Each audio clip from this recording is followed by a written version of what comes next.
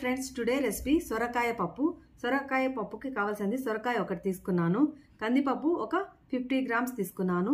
ఈ కందిపప్పుని ఒక అర్ధగంట సేపు నానబెట్టుకోవాలి, ఎందుకంటే పప్పు బాగా మెత్తగా ఉడుకుతుంది కాబట్టి హాఫ్ అన్ అవర్ నానబెట్టుకోవాలి. టమోటా ఒకటి, చింతపండు టమోటా తీసుకుంటున్నాం కాబట్టి చింతపండు కొద్దిగానే తీసుకోవాలి.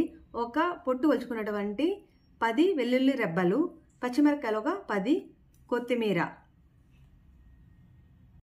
ఫ్రెండ్స్, స్టవ్ ఆన్ చేసుకొని ప్రెషర్ కుక్కర్ ఇలా పెట్టుకొని కొద్దిగా ఆయిల్ 1 స్పూన్ వేసుకున్నాను. ఆయిల్ వేసుకొని చిన్నగా కట్ చేసుకున్నానంటే పచ్చిమిరపకాయలను ఇందులోకి వేసి, తర్వాత పొట్టు ఒలుచుకున్నటువంటి వెల్లుల్లి రెబ్బలను ఇందులో వేసుకొని కొద్దిసేపు ఇలా ఫ్రై చేసుకోవాలి. ఆయిల్ 1 స్పూన్ మాత్రమే వేసుకోవాలి. వేసుకొని ఇలా కొద్దిసేపు మాత్రమే ఇలా ఫ్రై చేస్తూ ఉండాలి. తర్వాత ఇందులోకి వాటర్ పోసుకోవాలి. వాటర్ పోసుకునేసి ముందుగా ఒక అర్ధగంట సేపు నానబెట్టుకున్నటువంటి కందిపప్పుని ఇందులోకి వేసుకోవాలి.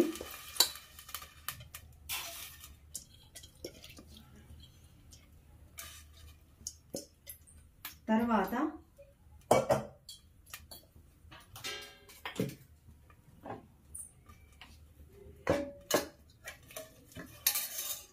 శుభ్రంగా కడుక్కొని కట్ చేసుకున్నటువంటి ఈ సొరకాయ ముక్కల్ని ఈ కుక్కర్లోకి ఇలా వేసుకోవాలి. సొరకాయ ముక్కల్ని వేసుకోవాలి.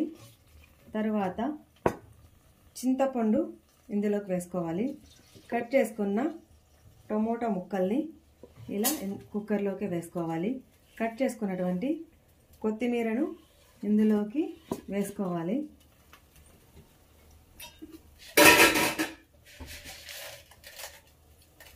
ఉప్పు, కల్లుప్పు 1 స్పూన్ వేసుకుంటున్నాను, రుచికి సరిపడినంత.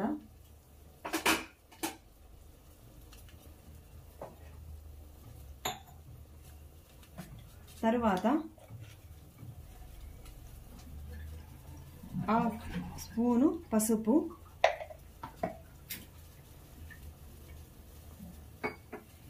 1 స్పూను ధనియా పౌడర్, ఇంగువ కొద్దిగా,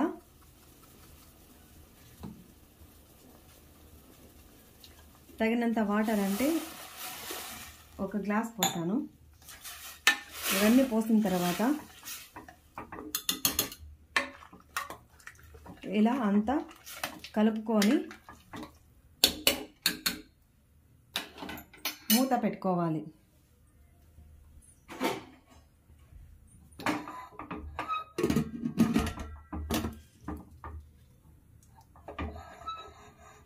ఇలా 3 విజిల్లు వచ్చిన తర్వాత ప్రెషర్ కుక్కర్ని ఆఫ్ చేసుకోవాలి.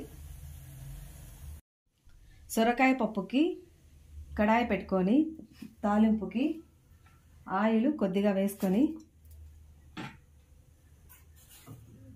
సాసవులు, ఉద్దిపప్పు కొద్దిగా, శనగబేడలు కొద్దిగా వేసుకొని ఫ్రై చేసుకోవాలి.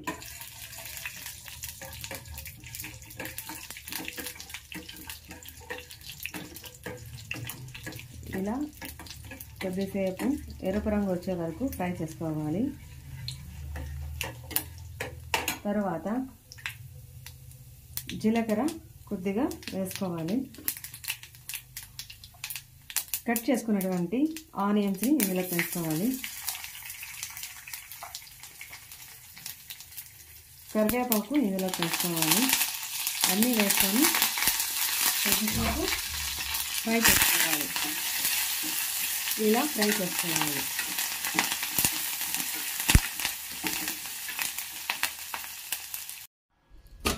ఇలా చూడండి ఫ్రెండ్స్, పప్పు ఉడికింది. దీన్ని ఇలా పప్పు గిత్తితో ఇలా కొద్దిసేపు ఇలా దుద్దుకోవాలి.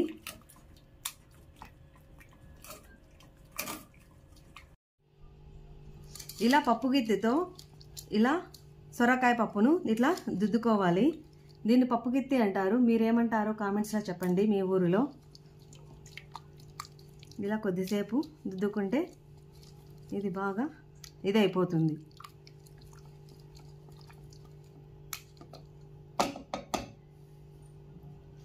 తరువాత ముందుగా పోపు పెట్టుకున్నది ఇందులోకి వేసుకోవాలి.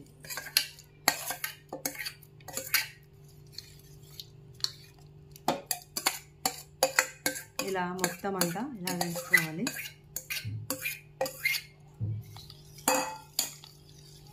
సొరకాయ పప్పు రెడీ ఫ్రెండ్స్. టేస్టీ టేస్టీ సొరకాయ పప్పు రెడీ ఫ్రెండ్స్. ఇది అన్నంలో కానీ చపాతీలో కానీ రాగి సంగటి చేసుకొని తింటుంటే చాలా టేస్టీగా ఉంటుంది. మీరు కూడా ట్రై చేయండి. ట్రై చేసిన తర్వాత ఎలా ఉందో మీ ఫీడ్బ్యాక్ కామెంట్ సెక్షన్ రూపంలో తెలియజేయండి. లైక్ చేయండి, షేర్ చేయండి, సబ్స్క్రైబ్ చేయండి.